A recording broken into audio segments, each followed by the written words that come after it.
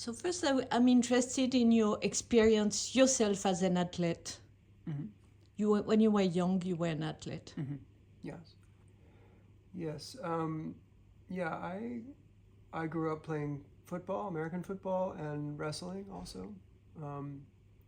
And I guess what's significant, particularly in this exhibition, is that I was competing in that sport right up until I started making art, initially as a student. And so the works that are here at Cartier on the lower level, the drawing restraints were made in those first years that I was studying art. So I mean, that was a kind of transitional time for me, I think, from taking my experiences as a young athlete and starting to establish a vocabulary as a young artist. And so with this exhibition at Cartier, I wanted to juxtapose those studio experiments that I made in 1988, 89 with Secondary, which was also made in my studio last year. And of course they have a radically different level of resolution and let's say cinematic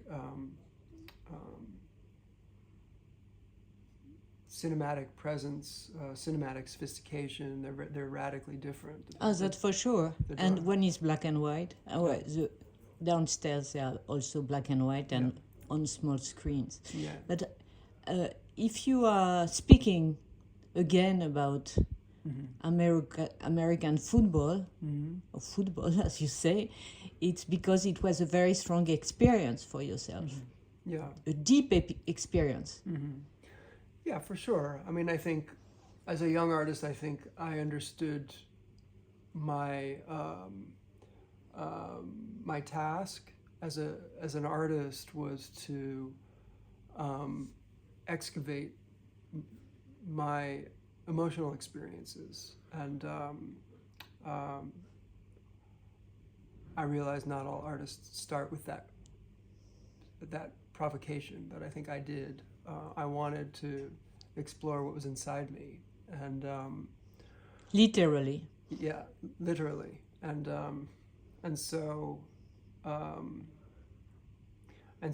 that was what was there. You know, I think my experiences up until that point were athletic, and all of the kind of sort of psychological dynamics that go into athletic competition and athletic preparation and the desire within all of that. But why did you abandon the career as a footballer? I mean, it was time for me to move on. I wasn't good enough to go further. Yeah, I wasn't big enough. I wasn't. But I was also interested in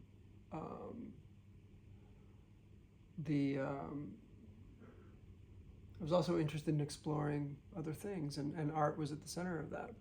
And when we see the new movie, Secondary, it speaks about choreography and about violence. And in a way, I thought he could have been a choreographer. He used the bodies to express himself, and also he used materials to express something else. What do you think about that? I mean, I think that in a way, Secondary brings those things together, which I would say is true in other works also. But I would say it's especially true in Secondary that I'm interested in material. I'm interested in the behavior of materials. I think the way that I work as a sculptor is to try to capture behavior in material, so ceramics, for example, what does it mean? It's like an alphabet in a way, no? The range of materials. Yes. Yeah, I think that's a fair way of looking at it. I think the choice for ceramic in this body of work is very much to do with the core narrative of the vulnerability of the body at the center of the story, and how ceramic or clay is able to capture impact and pressure, and the way that it relates and reacts to gravity, the way that it tears and sags as time moves on. It's I think it felt like a way of capturing some of the layers of meaning within secondary. And what about other materials? I mean, every material has its own behavior. In Cremaster, there was this very special material, which can't define. Yeah, petroleum jelly. There were pieces made from Vaseline, right? Petroleum jelly that, in a way, has some of the characteristics of clay.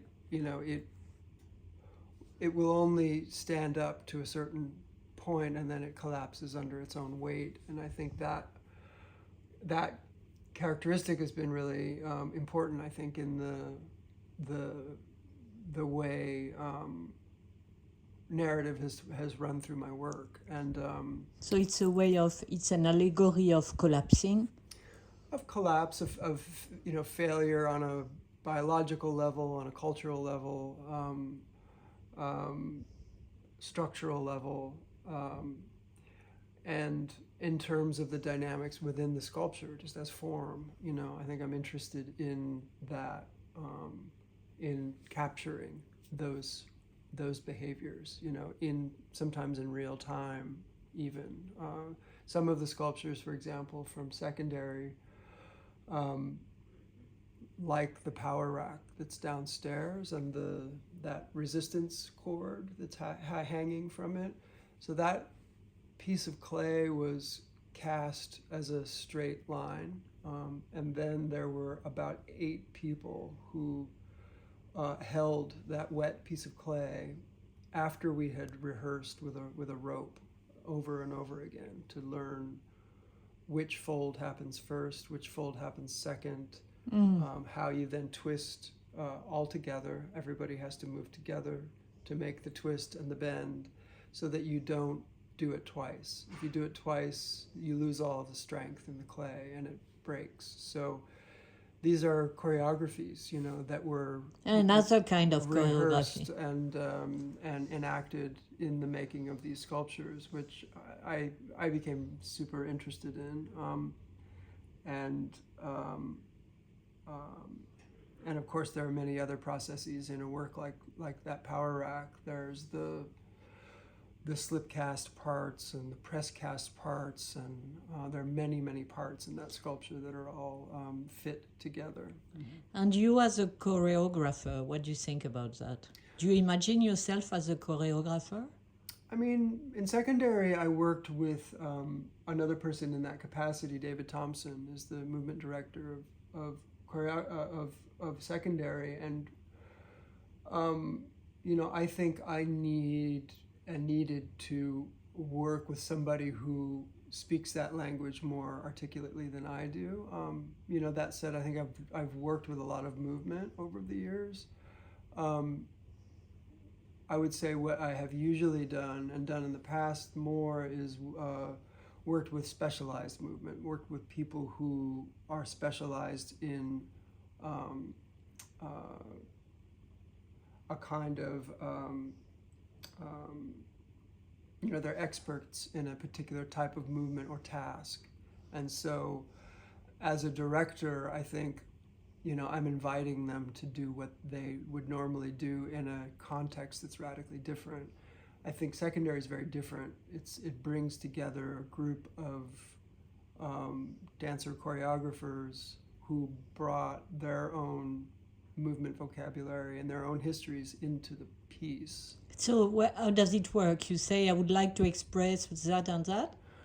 I mean, I think it works that we start with a structure, you know, and the structure is the story. And in this case, we looked at photography and video from this incident, which took place on a football field in 1978, where Darryl Stingley was hit by Jack Tatum and Stingley was injured horribly. We looked at that as a movement map. We looked at it as a kind of we looked at it in a forensic way and said, this is where all of these people were in this moment in time, and this is what their bodies were doing. Wow. And we worked outward from there. And as we worked outward, we brought together these movement histories of all of the other performers and translated some of the athletic movement that would normally be used for the different positions that are played within the game, and said, okay, this type of player always runs backwards. Like, that's what they do. They sometimes turn their body and run, but they're usually running backwards. So something as simple as that could be the starting point, and looking at the way one would practice or drill in that position was another starting point. So you deconstructed the video? We deconstructed the video and the different positions, and in secondary, the ensemble moment is only, 6 people or something. It would normally be 22 people. Yeah. So already it's a and there's no illusion. Sorry, there's no illusion because it's in your studio. Mm-hmm. So you don't rebuild. Yes, an illusion of a match. It's in your studio, and you want to create a new piece with a starting point and deconstruction, right? Yeah, I also wanted for the studio to be a character. You know, for it to be simultaneously the arena, and to be my workplace, you know, where my history as a visual artist could then collide with the history of this this moment in sports history, and with the histories of the other movement artists in the piece, and with the history of New York City and its infrastructure, and all of these stories could collide. And you think that the studio is like a being? I think of architecture that way. So you think that your studio, you change of studio, I've been told, since then? I have, yeah. But after that the exhibition of secondary was initially in the studio, and after that exhibition I moved out. Why? Because it will be developed, you know, just as the rest of the waterfront in New York City is developed with glass towers, and yeah, so we move on. Okay, and do you think this is America? I mean, it's everywhere, isn't it? I mean, cities. Well, here we are stuck. Are you? Yeah. In a good way. Sometimes in a good way, sometimes in a bad way. But do you think that your studio had an influence on yourself? Yeah, of course. I mean, all of my studios and workspaces have had a major influence on me. I don't really make work as autonomous things, really. I react to environment, and I make works that function within a system in relationship to one another and to the space that they're in. So space, or in the sort of cinematic sense, location or place are very important to me, and usually the starting point. And do you think there's something like a soul in each place? Sure. You feel it? Of course. And in the film you speak about violence and fatality. And is it a critique of sport in America, for example?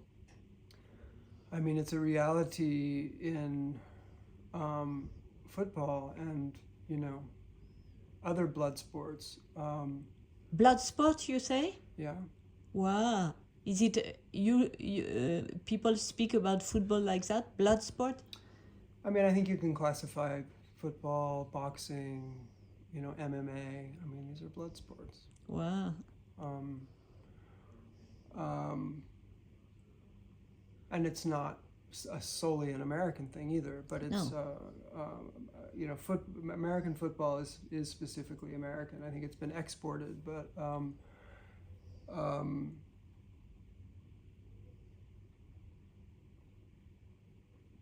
doing that, you criticize it? I The mean, there's- violence in this sport? Of course, there's a critique in secondary, and you know, and I think it functions on many levels. It functions structurally.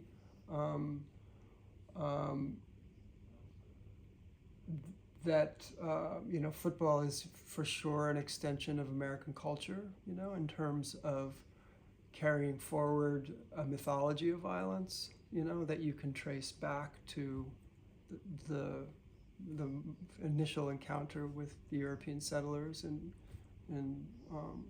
the Americas. I think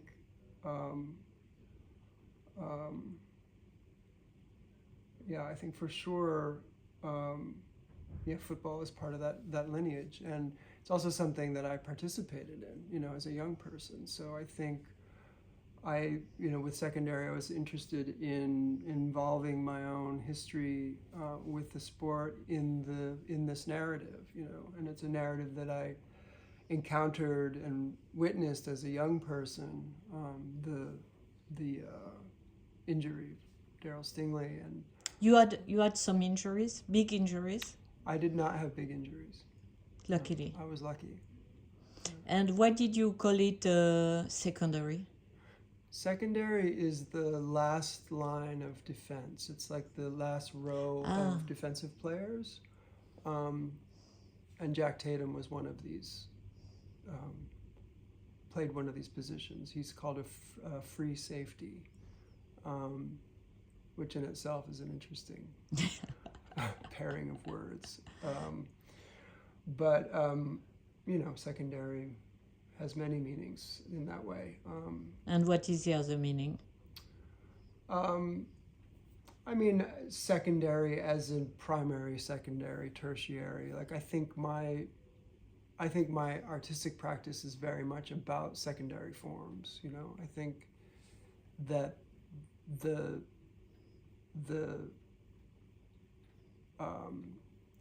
you know, that the primary source is narrative, and out from that narrative comes many secondary forms. So there's a kind of a mediation that's built into my way of working, and in that way it's interesting to, you know, work with the structure of broadcast sports, you know, where the point of view is so fractured and repeated, and it's so relentlessly secondary. But secondary also mean not important. That's right. So your last work, which is a lot of years of work, I think, you called it not important? I mean, I think that there's an aspect of the project that has to do with you know, with the structural injustice of the game also. You know, it's about the bodies of the athletes within the structure of the league, and in this case, the way you know, the two of those bodies collided and one was paralyzed. That's terrible, huh? It's terrible. So. But this is not secondary. Well, I mean, I think as you're saying, the word secondary has to do with hierarchy also. And I think a system like that is full of hierarchy. And Do you still watch matches? Only with the sound off. I can't bear the commentary. And the crowd shouting? Yeah, And the music? I don't like the sound of it. But I like to watch it. I like to watch it from a distance. And you do something else in the same time? Yeah. I mean, to be honest, I don't watch sports very frequently, but when I do, I like to watch it from a distance. And now you have done this big project. What is your next project or your next dream? I don't know. I haven't started anything yet, and I think it's typical that I need to finish what I'm doing before I start. I don't tend to overlap.